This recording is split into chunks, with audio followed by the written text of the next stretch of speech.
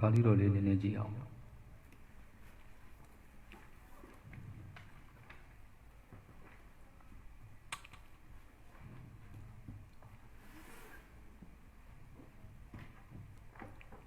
စာမျက်နှာ190တရားထာပြီးဘဂဝရမစာပိုင်းအနေနဲ့ပြောရင်3တက်ခွန်ရဲ့ခြေချောင်းကိုချောင်းကျော်လောက်တရားထာပြီးဘဂဝရမဘဝတစ်ခုမှာအင်မတန်အရေးကြီးတဲ့အပိုက်တွေပေါ့ဗျာရုပ်ရှင်တွေထဲမှာလည်းပဲအကယ်ဒမီကန်းဆိုတာရှိသလိုဒီစာတွေဖတ်တဲ့အခါမှာဒါကြီးကဒီကနီးငယ်ဆိုတဲ့အခါကျတော့အလွန်ရှည်လျားတဲ့တဲမှာဘယ်အပိုက်ကကိုယ့်အတွက်ဘယ်လောက်တန်ကြီးရှိတယ်ဆိုတော့သိအောင်လုပ်ရတယ်သူတွေဆိုလည်းသီလတွေစောင့်တည်တယ်ကျိုးတယ်ရဟန်းတွေလည်းသီလတွေစောင့်တည်တယ်အဘတ်တွေဖြစ်တယ်ဘာဖြစ်လို့တော့ဆိုတော့ဒါပြတာဗျာ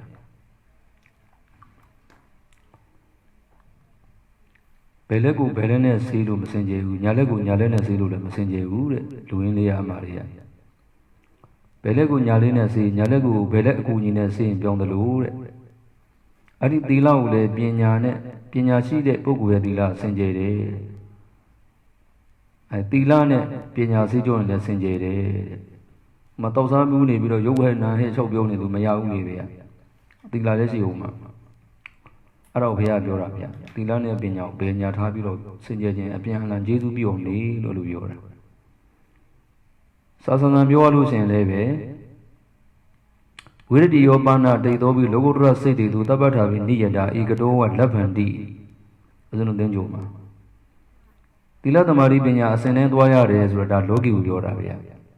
လောကုတ္တရသီလမှာအစဉ်တိုင်းဆိုတော့မရှိဘူးဧကတောတကဝနဲ့ဝါတပြိုင်နဲ့ဝါတစ်ချိန်ဒီအဲ့လိုဖြစ်ရတာဗျာလက်ဗန္တိဆိုတော့တပြိုင်နဲ့ရတာအဲ့တော့သီလသမารိပညာတပြိုင်နဲ့ရတာဆိုတော့ဒီနေရာမှာပညာဝတ္တောသီ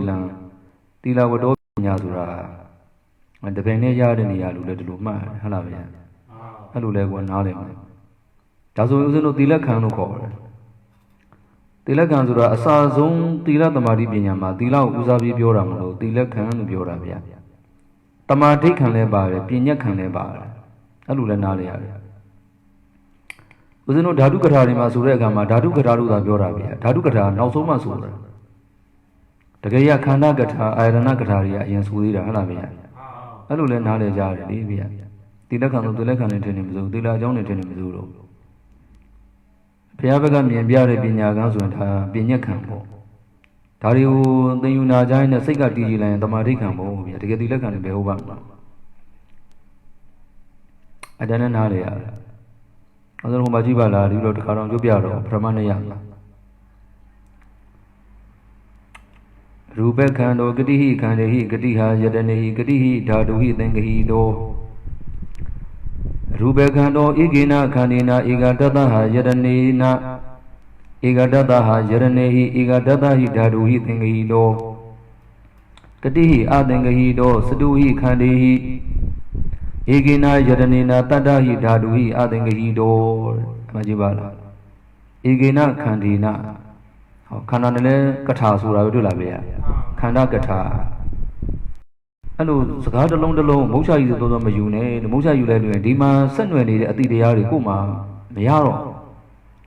သူများနဲ့စကားပြောတဲ့အခါမှာတဆူတို့တဆောက်ကနေလျှောက်ပြောတတ်တယ်ဗျာအဲ့တော့ပဲတပိုင်းစာကျက်စာရယုံနဲ့ခက်မာနာအပြောတန်နဲ့ပါအဲ့ဒီဒေဒီစာတို့ဆိုအဲ့လိုစီသွားတာအဲ့လိုလေအဲ့တော့နားလေရတယ်ဒီနေရာမှာအမှဘုရားပညာနဲ့သီလဟာအပြန်အလှန်အကူအညီပေးခြင်းဖြင့် အလိုကစင်ကြယ်သွားကြောင်းပရိဒေါတာဆိုတော့စင်ကြယ်သွားပြီတဲ့သီလစင်ကြယ်ခြင်းပညာနဲ့ဆေးကြောပါတယ်အခုသီလကိုအာဘလုံးနဲ့ပဲဆေးကြောတယ်ဒေသနာလုံးနဲ့ပဲဆေးကြောတယ်မရသေးဘူးအလောက်နဲ့အဲ့ဒါတိုက်ုံမရှိတာအာယတင်တံဝရိယထအာယတင်တံဝရိယထသဘောတရားပဲရှိသေးတယ်ကျိုးကျင်တဲ့စိတ်တွေရကျိုးလွန်ကျင်တဲ့စိတ်တွေပျောက်မသွားဘူးအဲဒီအဲ့ခံဒီခံအဲ့တော့ဒီတန်ကြီးရှိတယ်ဗျအဲ့တော့လေးစုမယ်ဗျဘောဂောဓမ္မအရှင်ဂောဓမ္မတေယထာဘိဥပမာအဘေကေတုနိဟုမူကားဟဋ္ဌိနာဝလက်တစ်ဖက်ဖြင့်မူလေဟဋ္ဌံလက်တစ်ဖက်ကို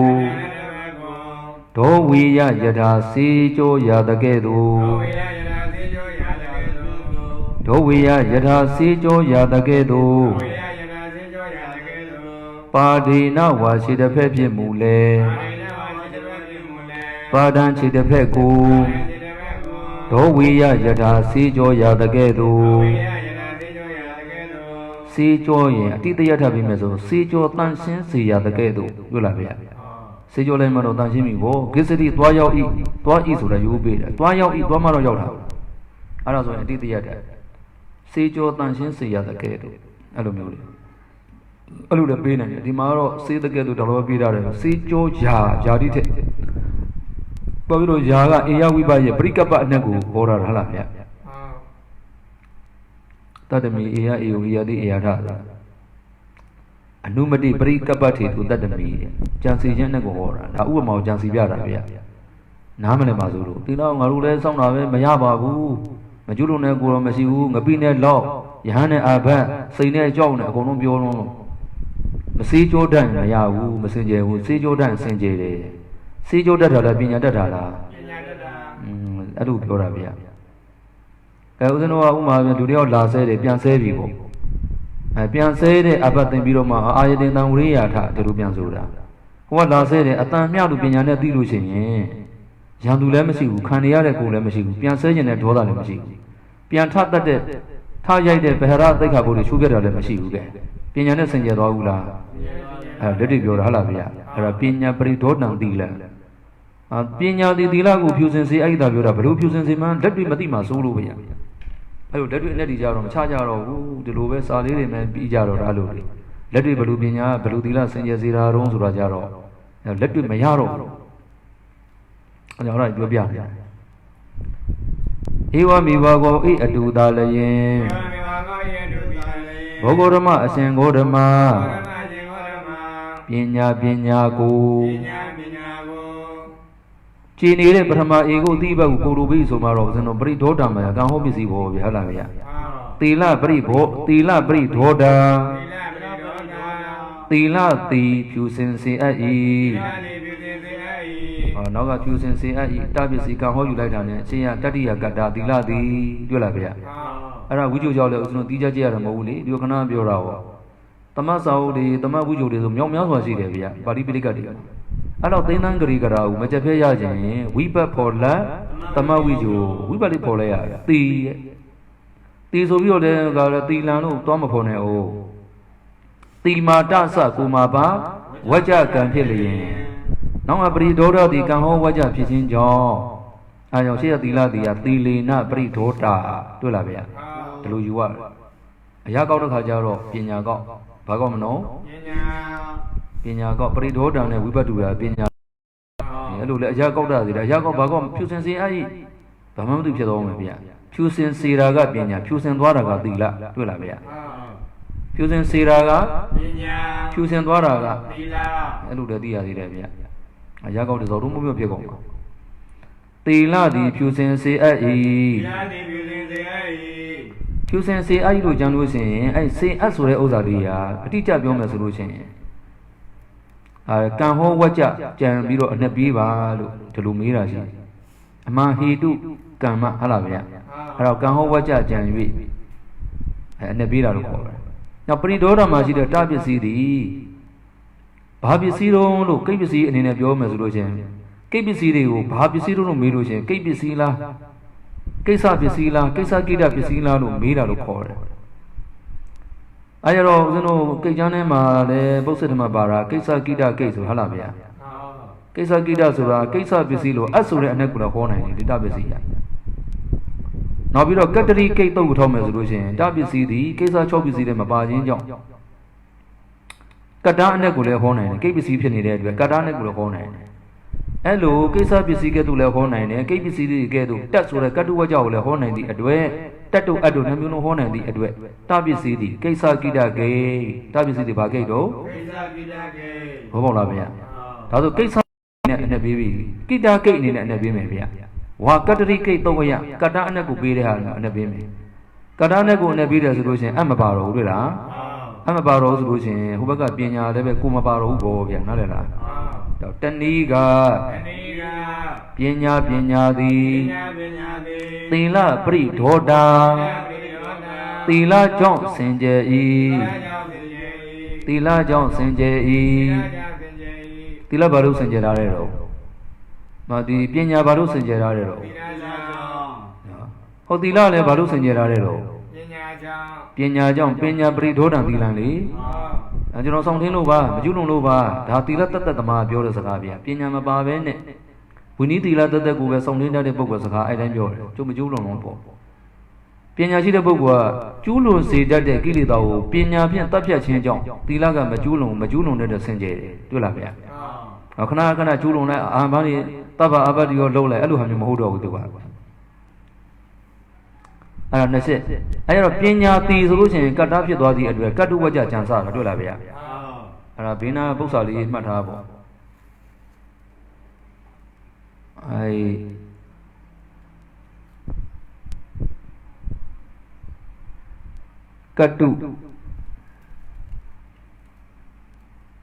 ကတ္တုပဒ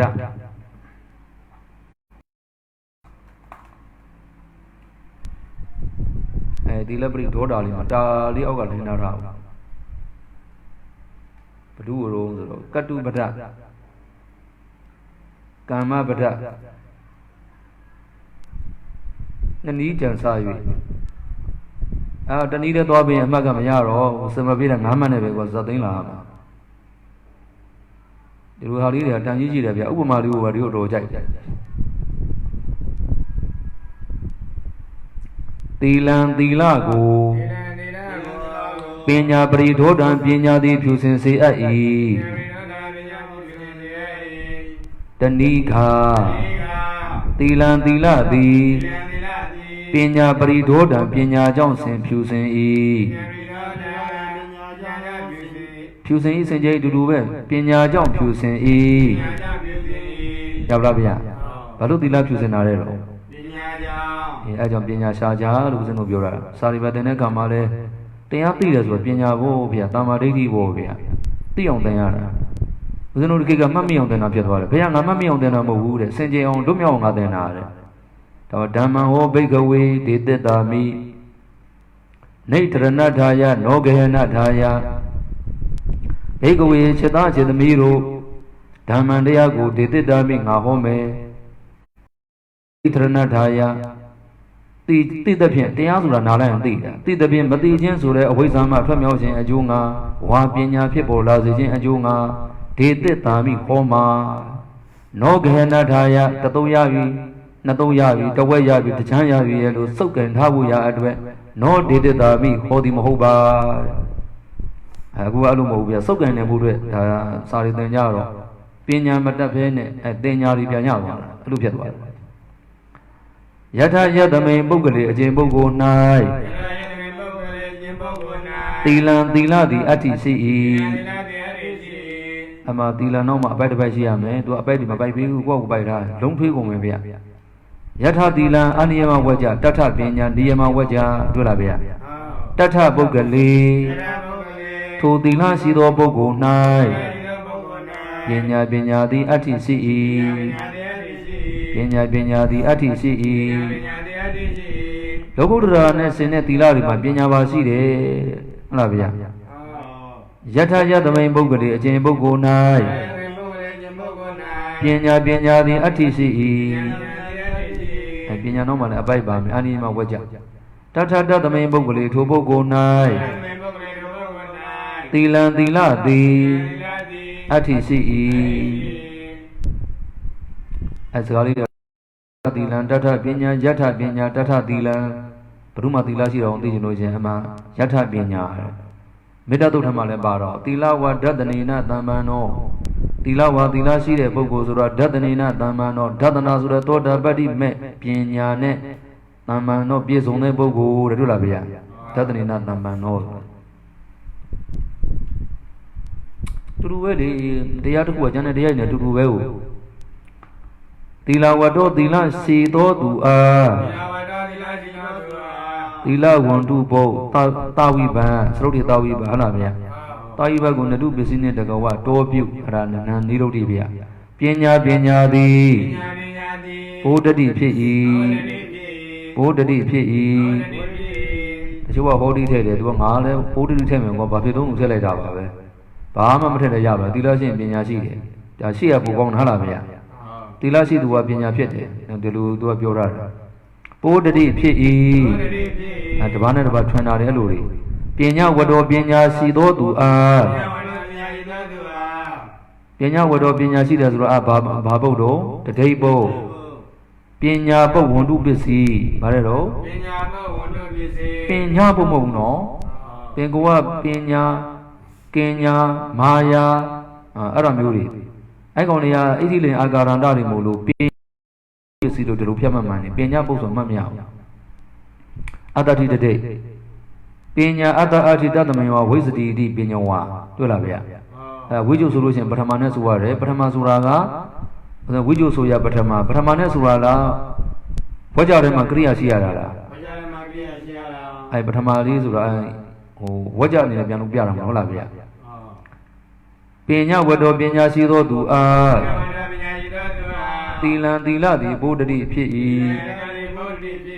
ရှိလို့လည်းပြနိုင်တယ်နော်ဒါဒီနေ့တရားဆရာတိုင်းပြောတာဗျသီလရှိရင်ပညာရှိတယ်ပညာရှိရင်သီလရှိတယ်ဒီစကားတွေကပိုရှင်းတာခုနဖြစ်လိုက်ဒီနာရှိလိုက်အဲ့လိုဖြစ်သီလပညာနိသသီလပညာနိသပါဏာသီလပညာကိုသာလည်းယင်လောကသမိန်လောက၌အကံအမြတ်ဆုံးဟူ၍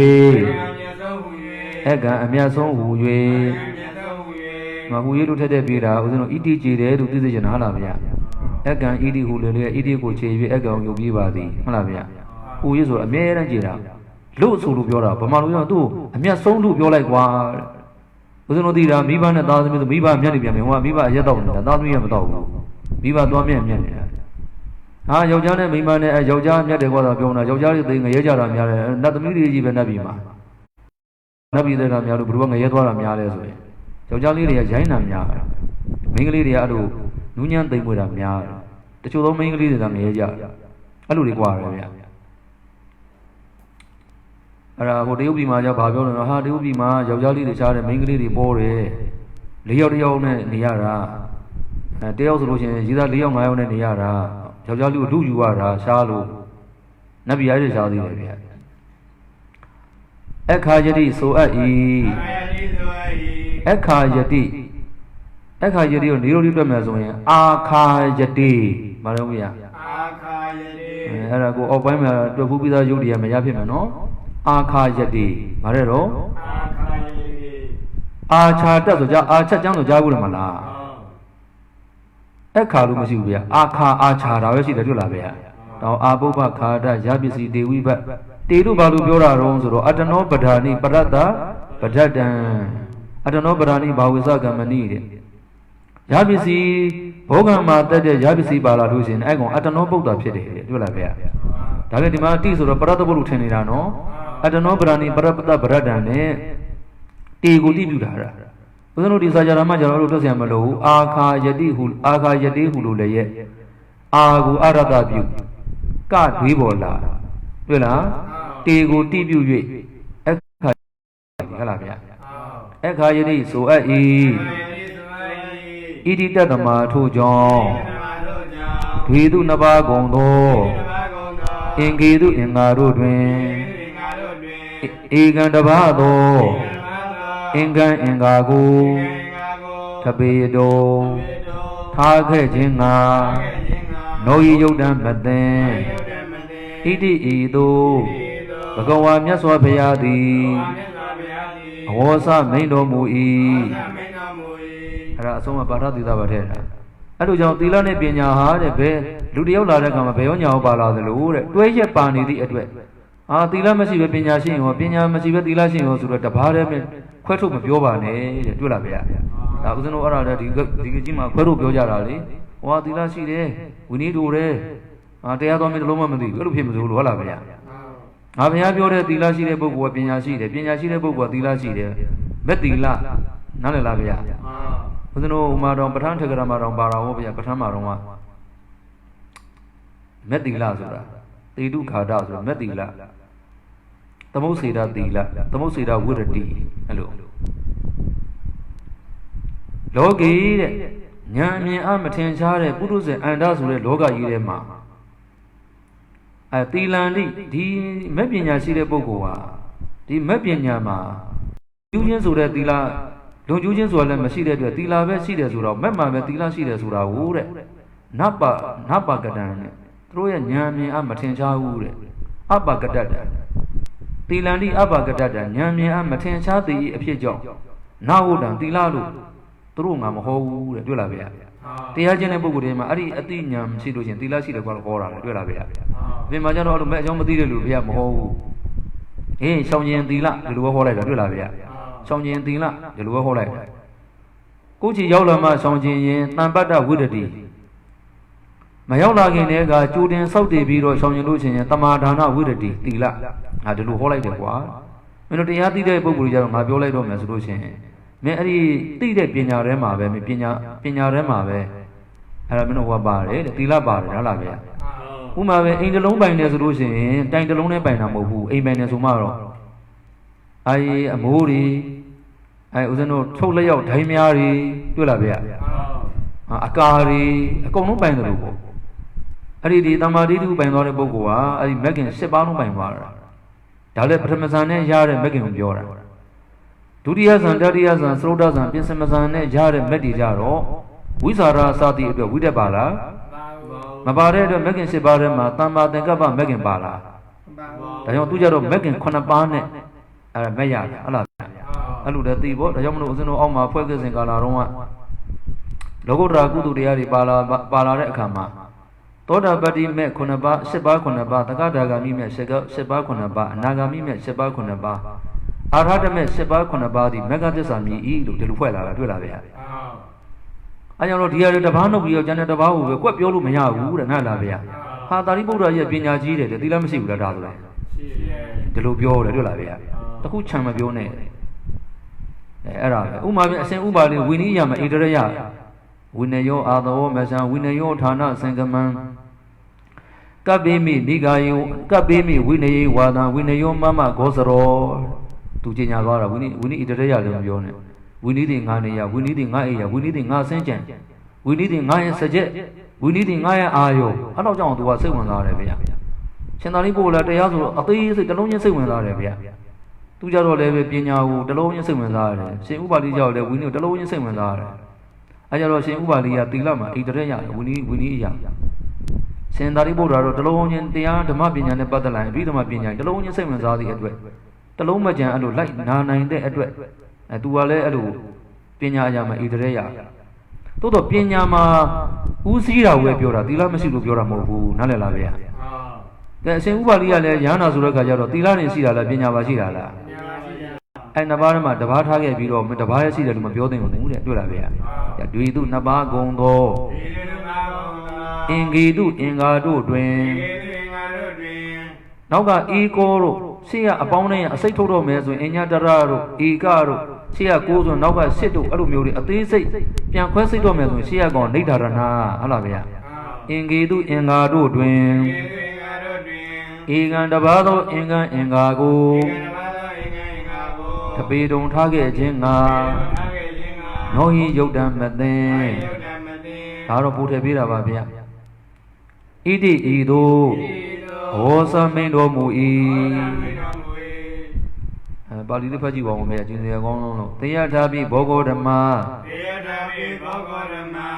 Hadina wa Hatan Dowia Padina wa Baran Dowia Iwa Miwako Bogodama Tila Pridhoda Pinya Pridhodam Tilan Yatha Tilan Tata Pinya Tata Tilan Tila Wado Pinya Wado Tilan Tila Pinya Ni Sabana Hogadame Ega Mekhayadidi Waja de Tudubeno Gonhola Via Yatha Tilan Sura Auga Tila Wado Pinya Dana Tudubia Atudurive, one year man even a Jibia. Auga Tila Wado Pinya, the Waja de Pianjibia Halavia. To do it, Riberia. I David Ali, remember I was a man, no.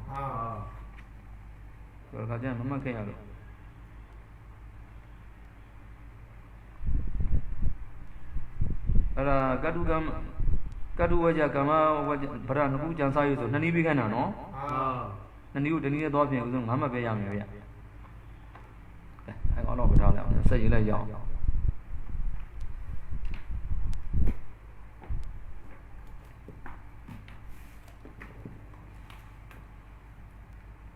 There was another video.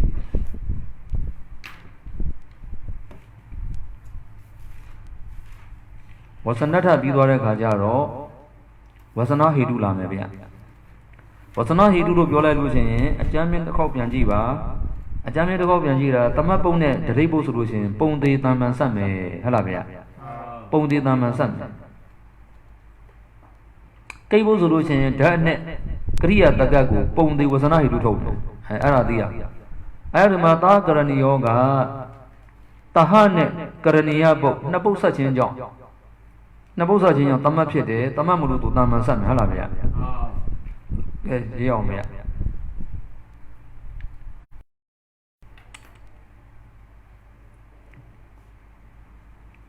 So now he do yom.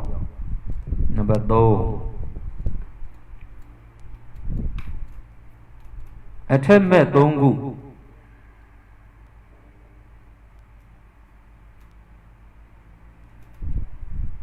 A Junga.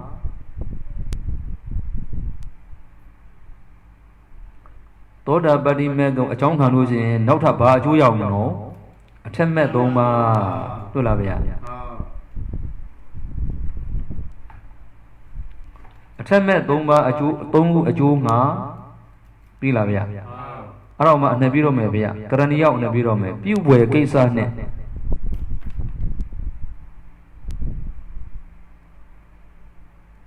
Pew Way Kesa. I don't do so many animals or Lubia. Kanda would Tabi Piantonda Yaume, Halavia. Not a Mina Jara, you don't mean Nalamia Jara, Lemmy, Piantonda Yaume, Alubia. Pew a Kesa net, Alubia. Pew a Kesa net. Ara Karaniano. How about the Yamet, the Goa Pitchin? Pogu Gilamezuino, Tahama Sonevia. Tahaga Niba, Karani Naga, Tatia. I know Katagri about the Jinjong. The Goa Pitchin. You were Kisani the Goa Pitchin. Pay a few Umaro, Natora Banha. A Temet Duma Yabu, Juzaya Umar, Halavia. Juza Umar to do the Vida de Yawu, Pianchu, Mitigated and Yashuara, Nora, Usawa Utala Jatamogu. I don't know Nalamia. Tajamalo. But a man Megina, Data Maria, not take a maid of one. Asana Didi in Indrian, Amari. But a man Mega, Brahma Mene, Data Maria, Mingere, this are live at the Yagu. Not a maid of Majono Mene, not a needed Kumashabu Bene Halavia. The Logama, needed Rosarabia. Tabaru Naju Nenia, Damasiro. Tibida Logupiano. A young Alasan and Danusure. I will not attempt watching that down with me and shoot my way to Rubio. No, neither machine. Nihon and Nihon, gone on the one. I'll be over. I do Piamilo solution. I do people case I see the to Lavia. People case of Arabia, Dana, people case of Logati, the people case of Miano and Outwater, she did, Baruza, she did, or Niman Walla, or more would pay a neighbor, Pedom, a yellow. How is it out the world? Elumia. Case of Rabio. You were Gisani to go up pitching, Pila. အဲ့တော့ပါဠိလိုရေးတဲ့ခါကျတော့သဟဝတ္တနဘောဂုံဤ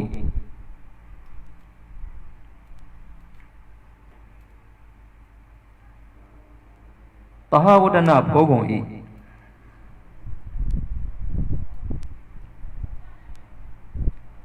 အဲ့ဒီပါဠိထဲမှာဝိဇ္ဇိုထဲမှာပါတဲ့ဝတ္တတိဆိုတာကိုတော့ဝတ္တနလို့ရေးလိုက်တာဟုတ်လားဗျာဂုံရေးတဲ့ကံမှာအဲ့လိုဝတ္တနဘောဂုံဤဝတ္တတာဘောဂုံလည်းရတယ်ဒါသူတို့ရေးတဲ့တဲ့သင်မိတာဗျာဘောဂုံရေးတဲ့ကံမှာဘောအနဲ့ကိုဟောတာကနယတတတာတွေ့လားနယတတတာမလို့တာနဲ့လည်းရေးနိုင်တယ်ဝတ္တတာအများကြီးပေါ့ဗျာဘယ်ကရိယာလာတာနောက်ကတာထည့်ရေးနိုင်တယ်သဟဝတ္တနဘောဂုံဤအမဤလေးနဲ့အဆုံးသတ်တာကြီးရှေ့ပုဂ္ဂိုလ်ဤလေးနဲ့အဆုံးသတ်တာကြီးပြီလားအဲ့ဒီပြုဝယ်ကိစ္စရှိသေးတာဘယ်သူတုံးဆိုတော့အရာကောက်တော့ကကြတော့အရှင်အာနန္ဒာဘယ်သူတုံးမရအရှင်အာနန္ဒာအဲ့ဒါတာမန္တာတင်ငန်းကိုပြန်ပြီးကြည့်အောင်မရကိရိတာကုံနဲ့ရဟန္တာရိယသံဃာယနာတင်မယ်တဲ့499ပါကိရိတာကုံနေပြီကဲအရှင်အာနန္ဒာကုံပြီလားသောတာပန်တွေ့လားဗျာဒေတိဝိသိကိစ္စပဲကုံသေးတယ်ငိုချင်တာရည်ချင်တာလေးသူရှိသေးတယ်ဟာဒါဆိုတို့နဲ့မတူဘူးကွာတို့တန်နဲ့ပေါင်းလိုက်လို့ရှိရင်လည်းဂါယနာဆိုလိုက်ရင်တူရမှာတို့လည်းညာနာစိတ်နဲ့ဆိုမှာညာနာပညာနဲ့ဆိုမှာဟာသူလည်းပိဋကသုံးကိုရတာပဲမင်းရတာတိခတ်စိတ်နဲ့ဆိုမှာတဲ့တွေ့လားဗျာတို့ကညာနာစိတ်နဲ့ဆိုမှာမတူဘူးတဲ့တွေ့လားဗျာသင်္ကာယနာဖြစ်သေးဘူးတဲ့တွေ့လားဗျာအဲ့တင်းကမပေးဘူးဒါပြန်အရှင်အာနန္ဒာလားပြုဝယ်ကိစ္စရှိသေးတာလားဘယ်အတွက်ပြုဝယ်ကိစ္စရှိတာတော့ထက်မဲ့3ခုဟုတ်လားဗျာအကျိုးငါဟုတ်လားဗျာအဲ့ဒါပြုဝယ်ကိစ္စဆိုတခြားလားအထက်မဲ့3ခုလားအဲ့လိုလေးနားလည်နော်အဲ့လိုအဲ့ဒီအာနန္ဒာဒီနေရာမှာတန်ဃာယနာတင်ခွင့်မရဘဲနဲ့သူ့ကိုစောင့်ဆိုင်နေရတာရဟနာတွေသူ့ကိုစောင့်နေရတာအချိန်ကုန်တာအဲ့လိုပြောတာကျင့်ဆိုမကျင့်သေးဘူးကွာဒီကောင်တောင်းလူမြောက်လို့လုံနေမြန်ပြီဒီမှာတို့ကစောင့်နေတာ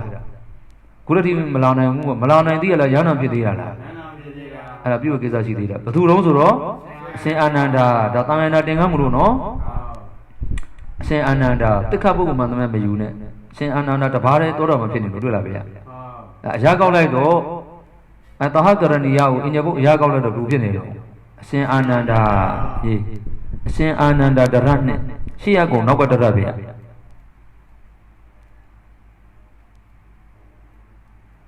အရှင်အာနန္ဒာတရနဲ့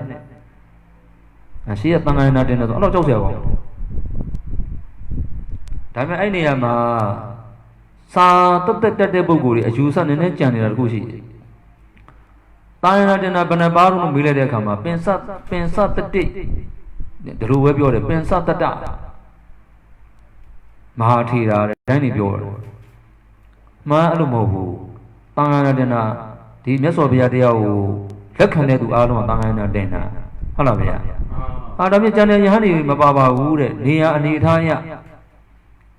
နေရာဒေသအနေထားရဥဒ္ဒရှိသမျှအမှသိမ်းမောများစွာဒီမြို့တစ်မြို့မှာလာနေမယ်ဒီတရားဓမ္မတွေတောင်းယူနိုင်မှမလားသဘောပေါက်လားဗျာဒါကျန်တဲ့ပုဂ္ဂိုလ်ကဘာလို့တာလဲစန္ဒပေးလိုက်တယ်ဘာပေးလိုက်တာတော့စန္ဒပေးခြင်းအပြင်စန္ဒပေးတဲ့တန်ခါများသည်လည်းဘာလို့လိုက်တာတော့တန်ခါတင်လိုက်တာတွေ့လားဗျာ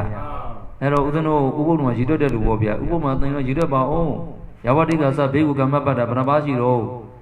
85ပါးပါဗျာ30ပါဗျာအဲ့လိုမတွေ့ရအောင်ဒီထဲမှာက30စန္ဒပေးလိုက်တဲ့ကိုလိုတော့ဒီထဲပါတယ်တွေ့လားဗျာအရှင်မဝီနေဥပုပ်ပြတာတပြည့်တော့စန္ဒပေးပါတယ်ဒီဘက်လည်းသဘောတူပါတယ်ဒီဘက်လည်းဥပုပ်ပြပါတယ်ဗျာဒါနေမကောင်းလို့ကြောင်းမနေခဲ့တာစန္ဒပေးတာလည်းပါလာတာပဲလားအဲ့နေရာမှာစန္ဒပေးတဲ့ပုဂ္ဂိုလ်လည်းဥပုပ်ပြုတဲ့သဘောတူတဲ့ပါတယ်လို့သိခဲ့သည်ရှိတော့တန်ဃာယနာတင်အထီးအစင်900ရဲဆိုတဲ့အယူဆဥစဉ်ပြောက်သွားလိမ့်မယ်သဘောတူတဲ့တန်ဃာတိုင်းဩဒါဘုရားပိဋကဒါဘုရားအဆုံးအမဒါတို့လည်းလက်ခံတယ်ဟုတ်လားဗျာဒါအမှန်ကန်ပဲတွေ့လားအဲ့လိုမျိုးစန္ဒပေးတဲ့ရဟန္တာတွေမြောက်များစွာကြံနေခဲ့တာရှိတယ်ဟုတ်လားဗျာအရိယသက်ခါတွေလည်းအများကြီးကြံခဲ့တာရှိတယ်ပုရုဇဉ်ဖြစ်ပေမဲ့သရတရားရှိတဲ့ရဟန်းတွေလည်းအများကြီးရှိတယ်တွေ့လားဗျာငါတို့ဘုရားဟောပဲသင်မယ်ဘုရားဟောပဲလက်ခံမယ်ဆိုတဲ့ရဟန်းတွေလည်းအများကြီးရှိတယ်သဘောပေါက်လားအဲ့တော့သူတို့လည်းပဲစာနာပေးတာလားတာယနာတင်တာပဲလားတို့တော့ဒီ900လည်းတော့ပါလားမပါတာဦးဇင်းတို့ဆုံးဖို့အနေထားရနေရအနေထားရတော့ဟုတ်လားဗျာသဘောပေါက်လားဗျာနောက်ပြီးတော့အားလုံးကြည်ညိုကျင်တတ်လောက်တဲ့ဂုံတူးတွေရှိတဲ့ပုံကိုယ်တွေရှာပြေးတာတောင်တော်ပုဂ္ဂိုလ်ကောက်တင်လာရင်အင်းညက်တဲ့ကိုတော့ဘာလို့လာတင်တာတော့ဘယ်အရင်ရှိလို့တော့နဲ့ရှုပ်နေမတော်လားဗျာ ရှင်ဥပါရိယတင်လိုက်တော့ဝီနီမှာဖျားရှင်ကိုနိုင်ကဣရတပိထားတာဘုရုညင်းမနှုံတို့လာတာတွေ့လားဗျာအဲ့လိုဂုံတွေကိုလည်းကြီးကြသည့်အတွက်ဂုံကြီးတဲ့ယဟန္တာတွေရောလူသိများတဲ့ယဟန္တာတွေရောသူတို့တင်ရတာတော့ပေါ့လားဗျာဒါပေမဲ့စန္ဒာပြေးတဲ့တန်ဃာတော်များသည်လည်းအဲ့တန်ဃာယနာတင်တဲ့ထဲမှာပါတယ်လို့ဒီလိုမြင်ရတာလားဗျာဒါသူတို့မပါဘူးဆိုလို့ချင်းသူတို့အသင်းခွဲပြီးဝက်ဖြစ်သွားမှာပေါ့တန်ဃာပြည်တွေကဖြစ်သွားမှာပေါ့ဗျာနားလားဗျာနားလေဘူးခက်ကြောင်းပြောတာနော်စာဖတ်ရင်စာတက်တယ်ပြောလုံးလို့ဗျာနားလည်မှတ်တတ်တယ်သာဝဒနာဘောဂုံဤအရှင်အာနန္ဒာဒရတ်နဲ့ရှေ့ရကုံဆိုရင်နောက်ကဒရတ်ကကုနေဟဲ့လားဗျာဒီထဲမှာဒရတ်လို့ရေးထားရင်ဦးဇင်းတို့ကဘယ်လိုမြင်ရမလို့ကုနေတွဲဖက်ယူကလစကလုံးနေအမောင်ဆိုရင်အလင်းအတက်ဆိုရင်အစင်းဟုတ်လားဗျာပုရုဇဉ်ဆိုရင်အရိယာကုသိုလ်ဆိုရင်အကုသိုလ်စံကျင်မဲ့လေးတွေဂုံဆိုရင်ကုနေအဲကြောင့်စမယ်ဗျာအရှင်အာနန္ဒာဒရတ်နဲ့ဂုံကုနေပုံသင်စမယ်တာမန်သူမဆက်တဲ့တာမညတံမှာအမြဲတမ်းဂုံကုနေစမယ်ဗျာဂုံကုနေအောက်ကောင်မှာတစ်ချက်အောက်ကောင်မှာနဲ့မင်းနဲ့ညီမြချင်းရေးလိုက်ညီမြချင်းဆိုတဲ့ဟောသင်္ကေတလေးရေးလိုက်ဂုံကိုတနည်းဘယ်လိုသုံးလို့ဆိုတော့ဝိသေသနရူပတိတိမှာကြတော့ဝိသေတယဝိသတိတပ်ပလို့သုံးတယ်ဦးဇင်းတို့အလင်္ကာမှာကြတော့ဝိသေတယမတိကံယေနာတယထမေတံဘဝေယထာအဲ့လိုသုံးတယ်ဝိသေတယလို့ပဲသုံးဟုတ်လားဗျာဂုံတနည်းဘယ်လိုသုံးတော့ဝိသေသနကိုနေရဘာဖြစ်သွားမလို့ယေဝိသေတယအဖြစ်ဖြင့်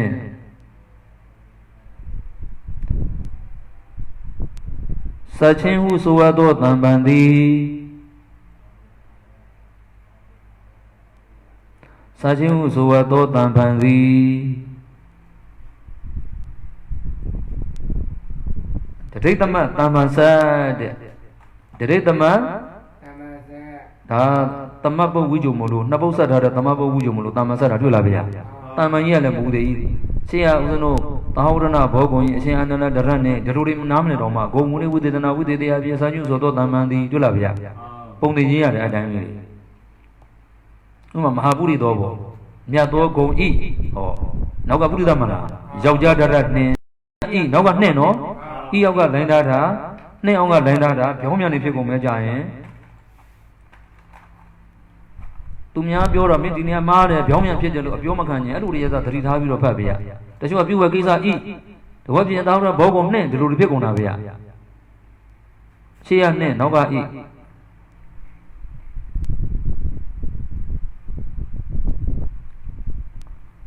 ဟောသာဝရဘောကုံဤနော်ဤအောက်ကလိုင်းတာအာနန္ဒဒရတ်နဲ့အောက်ကလိုင်းတာအရှေ့ရဤလို့ဆိုနောက်ကနေပြီးတော့နှင်းလို့ဆိုပေါ့အဲ့ဒါဘူသေးအဲ့ဒါတွေကလွဲလို့မရဘူးတံပံသည်ပြီလားဗျာဝဆနဟေတု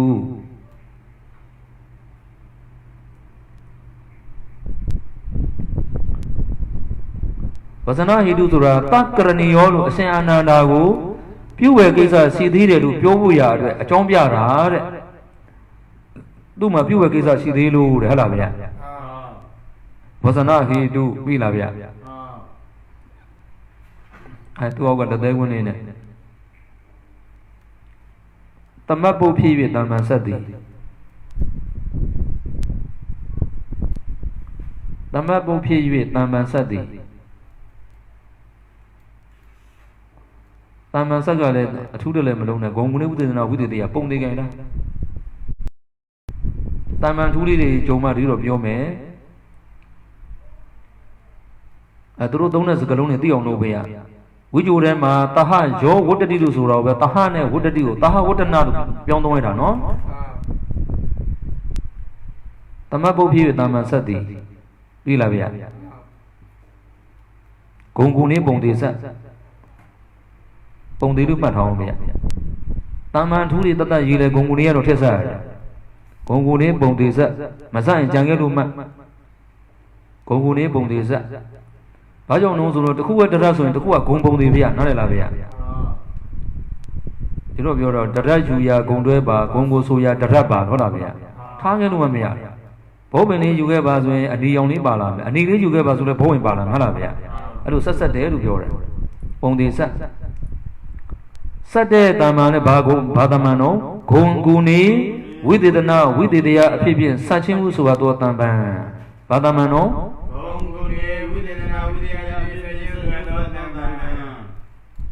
hell ye. Idamaga Dinamatamaga Badamadon, Idamaga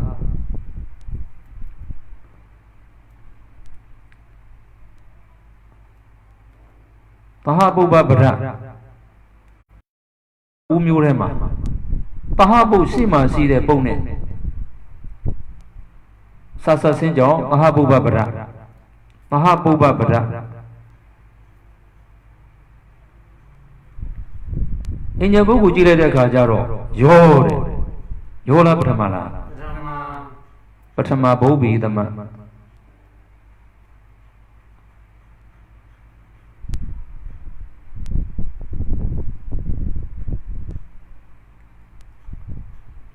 Patama Bobi the man. Tea Paula wrote Sunia in Mauzano, a teddy bar in Majaro, would you nominate for what the Halabia?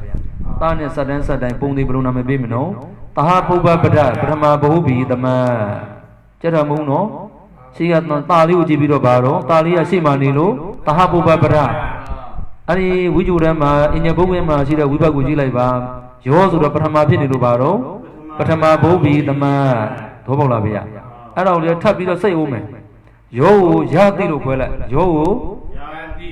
Yana in your Bola. In your Bola, Yada, Ida, Ima, Halavia. Rubadi, Alu, Wadaroma, Yada, Ida, Ima, Wa, Magudi in your boat. In your Bosi, in your Parati, to Bobi, the man. Adi Yalu, Jibiro, Bobi, the man, Tulavia. I also the Tiba Liga, Patama, Tasidano, the Patama Bobi, the man. Plan to Ajaramuno, Pona Jibibora. Jedi Biolono. Now we have number Lee.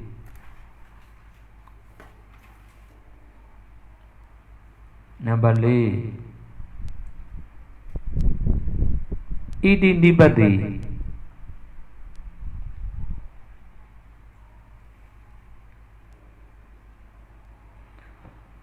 India Nibati by even eating Nibati Rupire, the future level, Pona Matero, via Idi Tradi. Radiro Don Atamina Dona Core. Nibazura Tija Jora Goravia. The Degunin Wa Idi Nibadi, Idi Dradi. Idi Dradi Wasana, he do Zodaga.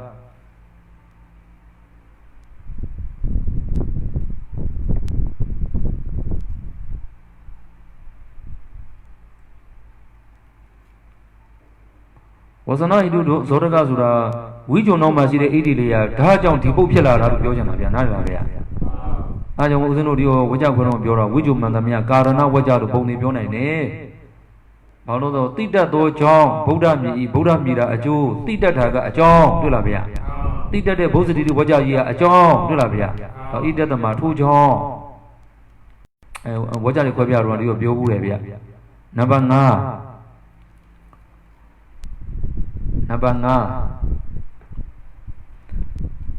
Namanga, the be like a few were Kisan in the Kawapia to Saint Ananda. Duro Yana people, Timu, to your Halavia, Alubiravia. Ye Anabiama, Anagadua was an Yazura, Nazura, Nabion. Few were Kisa Sido. Was no a load of Bono de Lavia. Was no to Boni, a John Biare, Baida Ludimabau, to get Dadanama. Or a few is a BB law, a Balo Mamudi, a Yolulara. Then few is a BB law. Oh, I'm a BD, Martin Wakanamano di Navy, Amulavia. Few were Kesa net the Gawapia door.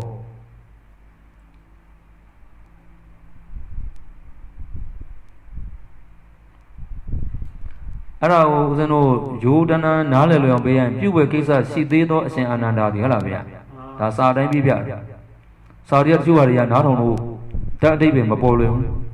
Few were Kesa near the Guapieto, Saint Ananda Radi. And Nabila in Nametola and Namenoma Rate, Saint Ananda Radi.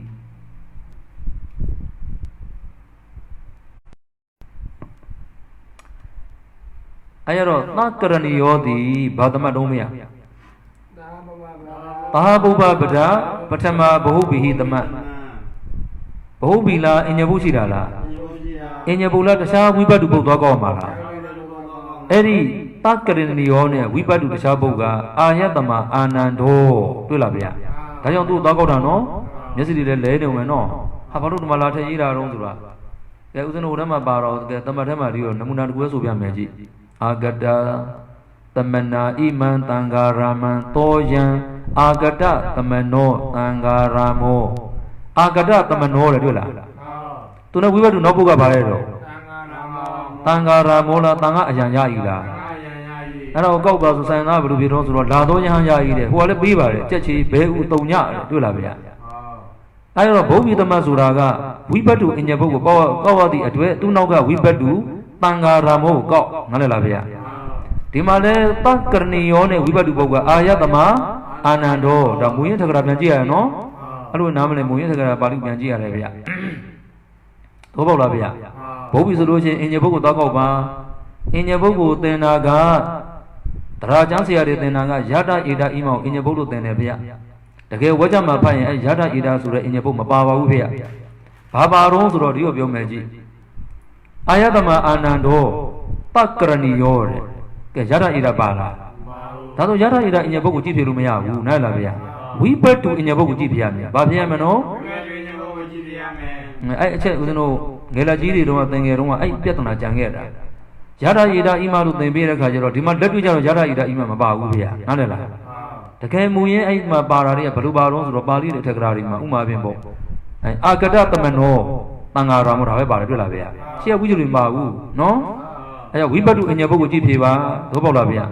ပင်စဆက်ခုသူနောက်ကဘာပါတော့တထာဂတောပင်စဆက်ခုနေယတတထာဂတတတောညာနေမပါဘူးနားလည်လားဗျာ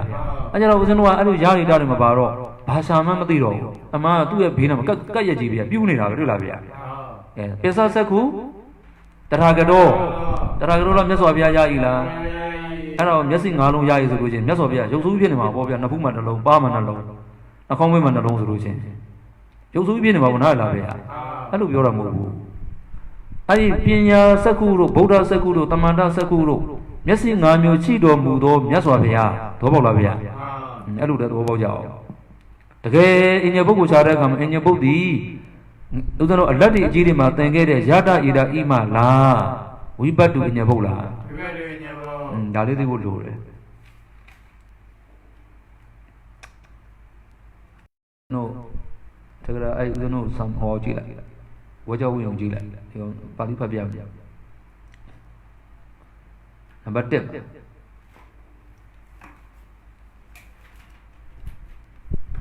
နံပါတ်1ဂါကြီးမှာတောဟာယတမတေခောတကရဏီယောတဲ့တွေ့လားတကရဏီယောနဲ့ဝိပတ္တုတဲ့ပုံကြီးတောဟာယတမတောအာယတမတွေ့လားဗျာအာယတမလိုပဲရေးရတယ်ရှေ့မှာတော့ခါကုဝကြတော့အာယတမတောနဲ့ဝိပတ္တုပုဂ္ဂာအာနန္ဒထေရတတွေ့လားဗျာတွေ့လားဒါကြောင့်လို့အာနန္ဒထေအဲ့ဒီအာယတမတော့မှာအာနန္ဒထေရောလို့လိုက်ရတယ်တွေ့လားဗျာဒီတော့မှဒီကိုဖြေတာတော့မှနည်းနည်းကြံသွားတယ်အရှင်အာနန္ဒာတရတ္တိဖြစ်သွားတယ်အရှင်အာနန္ဒာမထေတရတ္တိမထေရကြံသေးတယ်တွေ့လားဗျာကဲအပြည့်ထည့်အောင်အရှင်အာနန္ဒာမထေတရတ္တိဘုရားဝင်နေမှာတော့မထင်ပါဘူးထဲ့ပါမူရင်းမှာရှိတယ်ဗျာအာနန္ဒောမဟုတ်အာနန္ဒထေရတ္တမဟုတ်ထေရတ္တတယ်ဗျာအာနန္ဒတ္တမဟုတ်နော်အဲ့လိုအပြည့်ဖြေရတယ်ဒါပြန်သာကရဏီယောနဲ့ဝိပတ္တုတဲ့တရက်ကဘယ်သူလဲဆိုရင်အာယတမဘယ်သူတော့အာယတမောင်လည်းပြန်ကြည့်လိုက်အစွဲတော့ဘုရုဆွဲတော့အာနန္ဒထေရောခေါ်ပေါ့လားဗျာတော့ပြုဝေကိစ္စနဲ့တကွာဖြစ်တော့အရှင်အာနန္ဒမထေရတ္တိပြီလားဗျာဝဆနီယ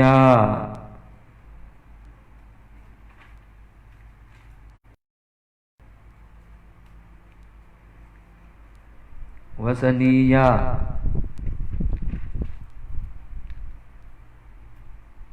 အဲ့ဒီမှာဝဆနီယထထုတ်တော့မယ်နံပါတ်6နံပါတ်6ဝဆနီယထဆိုတာသူနဲ့ဒီအနက်တူတွေပေါ့ဗျာအနက်တူပုတ်တွေပေါ့အမှတက္ကရိဏီယောနဲ့တူတာဘယ်သူတို့မှတစ်ခေါ်တယ်တွေ့လားဗျာဝိပတ္တုလေအာယတမကိုအစွဲထက်လိုက်ရင်ဘာလို့အာယတမအာနန္ဒထေရော တွေ့လားဗျာအဲ့တော့ဦးဇင်းတို့ဒီလိုစာမျက်နှာသုံးမှကြည့်လိုက်သုံးနှစ်ကြောင်းမြောက်မှာတစ်ခောတက္ကရီနုနဲ့တူတဲ့ပုဒ်တွေ့လားဗျာဟိုနောက်မှာအာနန္ဒောတွေ့လားဗျာ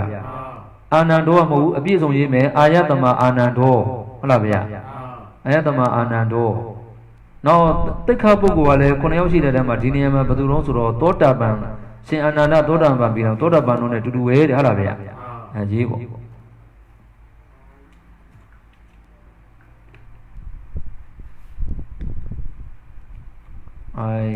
တစ်ခောပါဠိမှာတိုင်းရဲ့ဝိဘတ်တုပုဒ်ကိုပြန်ရေးတာဗျာတစ်ခော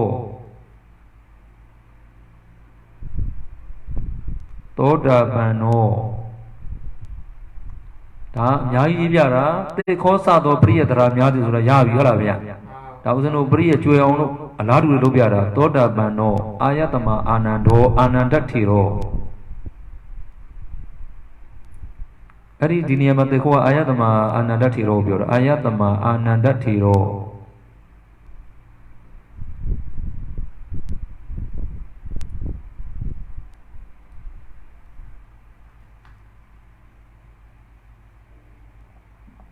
ပြီးလားဗျာအဲ့နောက်လက်သေးကိုနဲ့တီးချပုတ်နဲ့တူတီးချပုတ်လေ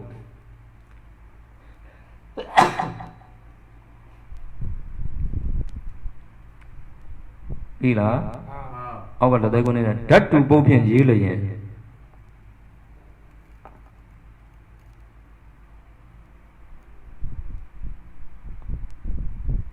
လက်သေးကိုနဲ့တကရဏီယောဆိုတော့ကရဏီယမှာဘာပစ္စည်းတော့မရအနိယပစ္စည်းနဲ့အ내ဘသူတူတော့တွဲရက်လေအမြဲတမ်းတွဲရှိတော့ဘာဝကံမေတုတပ္ပနိယတဲ့တပ္ပဘို့ဗျဘယ်လိုရှိတော့တပ္ပပစ္စည်းအဲ့တော့ရေးတကာတဘောဟောကရဏီယောမှာကရတတ်ချင်းတူတယ်တွေ့လားဗျာပစ္စည်းချင်းပြောင်းလိုက်တာတကာတဘော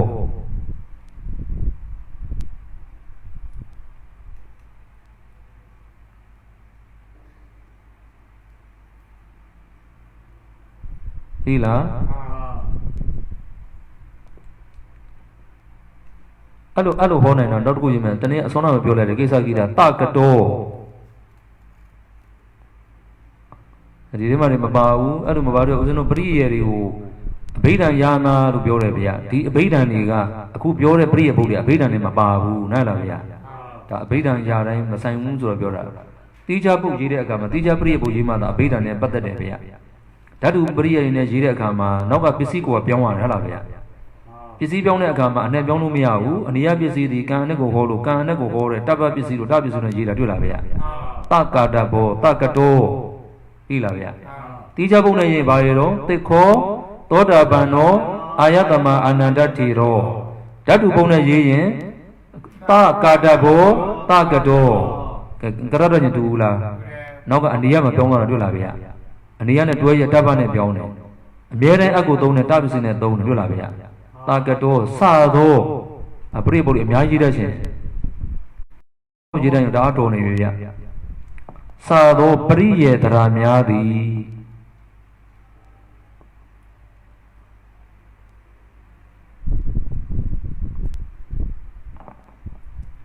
ဝဆနီယထ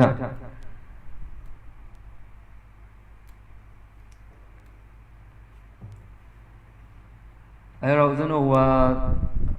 ပုတ်မကျွမ်းလို့ရှိရင်အဲဒီအဲ့ဒါလေးတွေပြန်ပြမယ်ဗျာဟိုတာမန်ဆက်တာလေးတွေ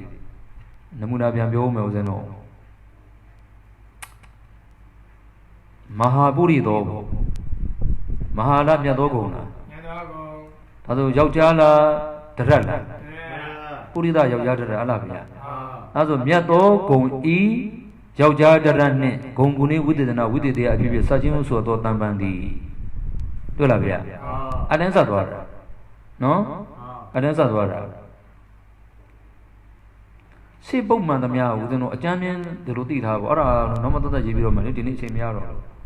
ရှေ့ပုတ်မှန်သမျှဦးဇင်းတို့ဂုံလုံးမှတ်ထားတယ်ဟဲ့လားဗျာဂုံလုံးမှတ်ထား